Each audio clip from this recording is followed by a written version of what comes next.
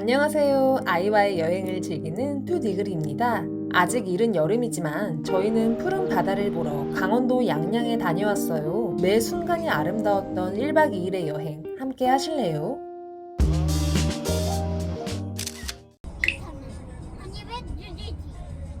여행 첫날 제일 먼저 들른 곳은 양양 전통시장 근처에 위치한 단양면옥입니다.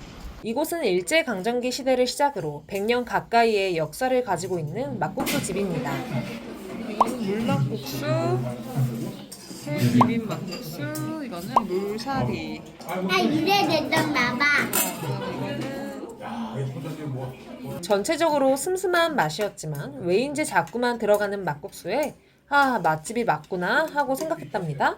특히 회비빔 막국수에 가자미 해는 매콤하고 식감이 좋았어요. 물막국수 육수는 배가 그리 고프지 않았음에도 호로록 계속 들어갔답니다.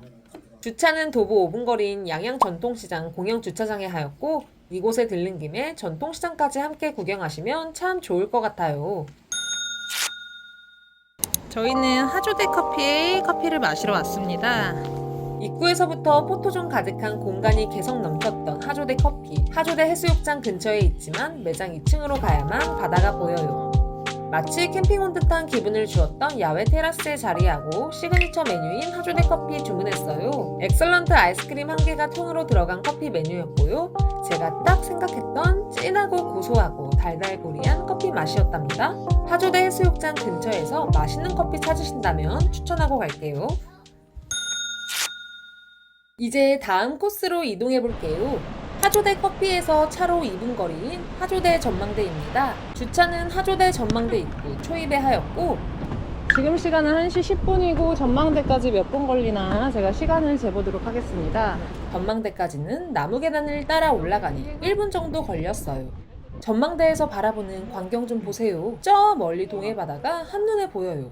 오랜만에 속이 뻥 뚫리는 기분이었답니다. 이제 올라왔던 길로 다시 내려가 하조대 둘레길로 이동해 볼게요. 하조대 둘레길은 길이 약 202m, 폭 2m 규모의 둘레길로 둘레길 측에선 짧은 편에 속해요. 따라서 가볍게 바다 산책하기 너무도 좋았던 곳이에요. 하조대 전망대에 들르신다면 하조대 둘레길까지 꼭 다녀오세요. 아직 체크인까지 2시간 정도 여유가 있어 숙소 근처인 죽도 해변으로 이동해 볼게요. 죽도 해변은 대나무가 빼곡한 섬 죽도와 연결되어 있다 해서 죽도 해수욕장이라 불려요.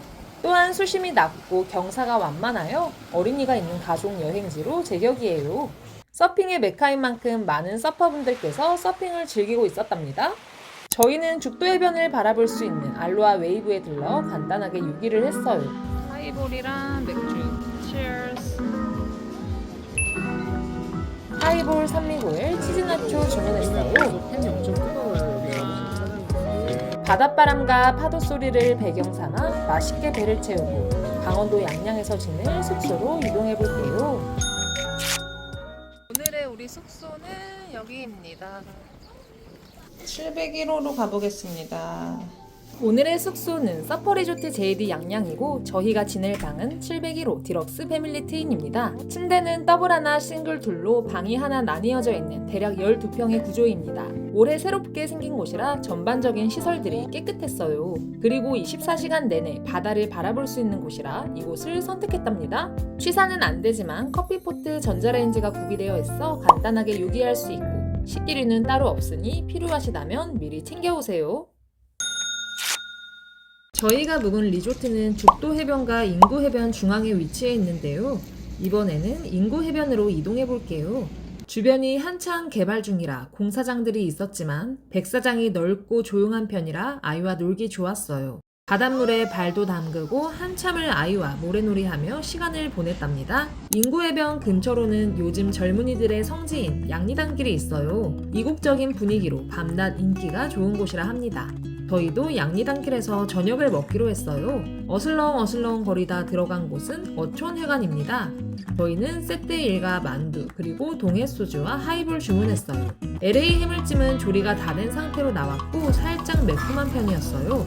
맛보단 분위기에 취해 먹는 맛이 더 컸던 것 같아요.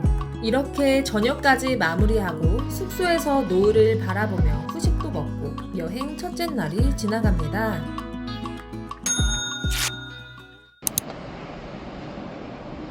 둘째 날, 저희는 체크아웃을 하고 숙소에서 4분 거리인 사찰 휴휴함으로 향했습니다.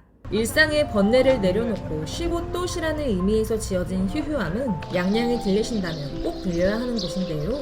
우선 저희는 아래쪽 널찍한 곳에 주차를 하였고 도보로 5분 거리만 걸으시면 휴휴함이 나옵니다.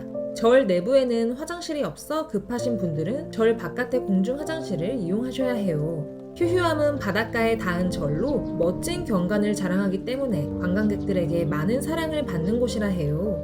또한 휴휴함 안쪽으로 손에 책을 안고 다니시는 지혜 간세음 보살상은 학문과 지혜를 알려주는 보살로 이곳에서 수능 기도를 하시는 분들이 많다고 합니다. 바닷가로 내려가는 길도 있고 그곳에서는 물고기 방생도 한다고 해요. 가족의 건강과 행복은 누구나 바라는 소망일 텐데요. 저희도 이곳에서 저희 가족의 건강과 행복을 빌고 왔답니다. 자, 이렇게 강원도 양양 1박 2일의 여행이 마무리되었어요. 그런데 집에 바로 가기 너무 아쉬운 거예요. 그래서 휴휴함에서 1시간 거리인 홍천 동키마을 한 곳을 더 들렀다 갈게요. 서울로 가는 길에 있어 동선이 딱 좋더라고요. 홍천 동키마을 입장권은 1인당 9,000원이고 소규모 체험 동물원이라 생각하면 편할 것 같아요. 당나귀, 토끼, 앵무새, 사슴, 양 등 동물들에게 먹이를 주며 교감할 수 있는 공간이에요. 아이 못지않게 어른들에게도 최고의 힐링 공간이랍니다. 저희는 바깥에 있는 양에게 먹이를 주는데 양이 울타리를 빠져나오면서 재밌는 에피소드도 만들고 왔답니다.